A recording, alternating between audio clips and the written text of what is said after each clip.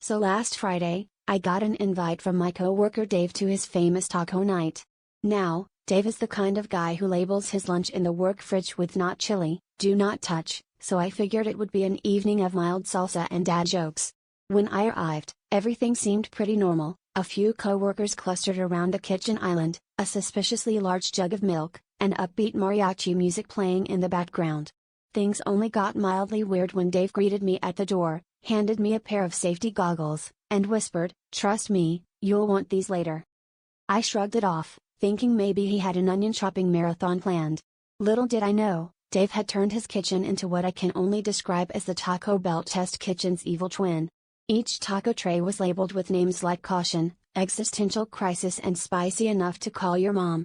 There was even a waiver to sign, which I assumed was just Dave's idea of a joke, until I saw that Greg from accounting had already signed and was quietly sweating in the corner, staring at his own reflection in the toaster.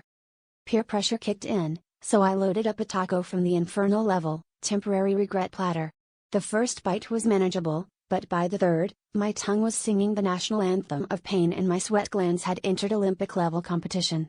Conversation devolved into a series of desperate gasps, and one guy tried to call 911 but accidentally dialed the local pizza place, which, honestly, felt like a cry for help. Dave, meanwhile, was calmly enjoying his taco, sipping milk like a Bond villain. By the end of the night, I realized why Dave called it Famous Taco Night. It was less about the food and more about seeing who could survive without turning into a human fire hydrant. As I stumbled to the door, Dave winked and said, "Glad you survived. Next week's theme is curry, bring a fire extinguisher." I guess you could say, at Dave's Taco Night, the only thing hotter than the food was the regret.